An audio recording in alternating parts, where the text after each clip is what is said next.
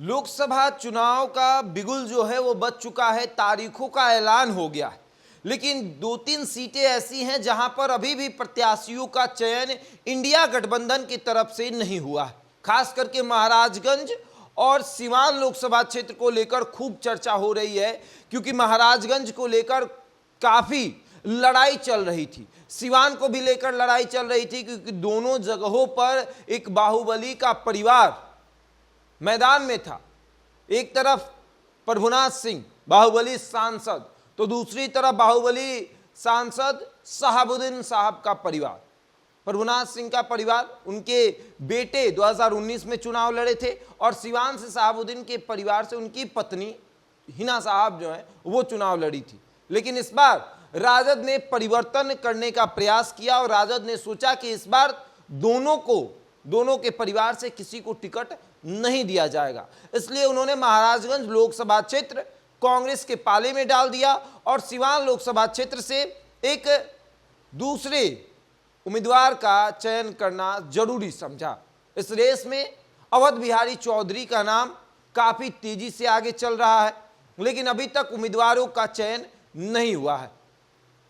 महाराजगंज लोकसभा क्षेत्र में कांग्रेस एक नए चेहरे को उतारने का प्रयास कर रही है। उसमें आपको अखिलेश सिंह के बेटे आकाश सिंह का नाम काफी तेजी से आगे चल रहा है।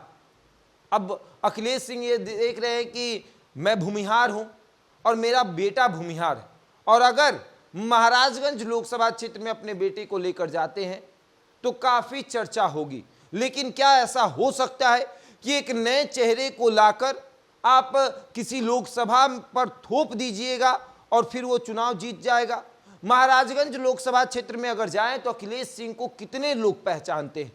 बेटे को तो छोड़ दीजिए, अखिलेश सिंह कांग्रेस के प्रदेश अध्यक्ष हैं, लेकिन उसके बावजूद भी महाराजगंज लोकसभा क्षेत्र में घूमेंगे तो उनके चेहरे को भी कोई नहीं जानता होगा। अगर जानता भी होगा तो किसी ने न्यूज चैनल पर देखा होगा तो उन्हें पहचान गया होगा। लेकिन महाराजगंज लोकसभा क्षेत्र में अगर आप देखेंगे तो अखिलेश सिंह का ज्यादा जान पहचान नहीं है, और उनके बेटे को अगर थोप दिया जाए तो फिर भारतीय जनता पार्टी के लिए महाराजगंज लोकसभा क्षेत्र की लड़ाई बेहद ही आसान हो जाएगी।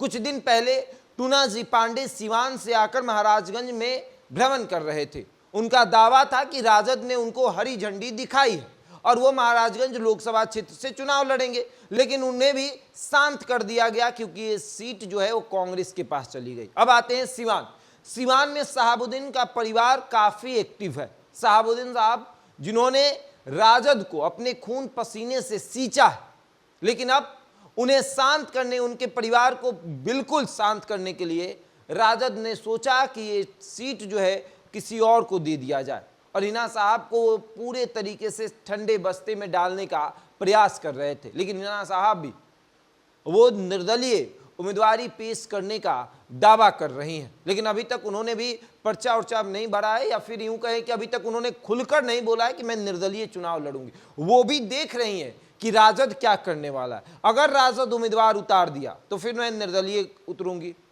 और राजद ये देख रही है कि हिना साहब क्या कर रही हैं। अगर हिना साहब जो हैं वो निर्दलीय उम्मीदवारी पेश कर देती हैं तो हमारे लिए रास्ता आसान हो जाएगा। हम तो कहेंगे कि उन्होंने ही हमसे रिश्ता नाता तोड़ लिया, तो हम तो अपना उम्मीदवार उतारेंगे ही।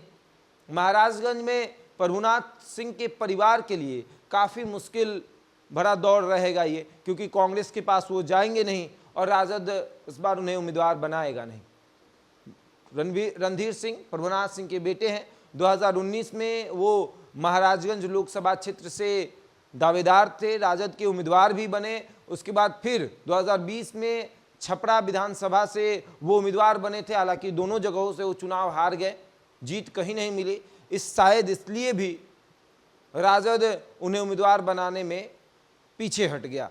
लेकिन महाराजगंज और सिवान लोकसभा में कौन उम्मीदवार होगा, और ये सबसे ज्यादा चर्चा का विषय इसलिए भी है कि महाराजगंज और सिवान ही तय करता है कि सारण का सांसद कौन होगा, क्योंकि यहां का जातीय समीकरण जो है वही तय करता है कि सारण में किसे सांसद बनाना है, क्योंकि हमने पहले भी बताया था आपको, सिवान में मुस्लिम चेहरा, महाराजगंज में राजपूत चेहरा, तब जाकर सारण में बनता है यादव सांसद।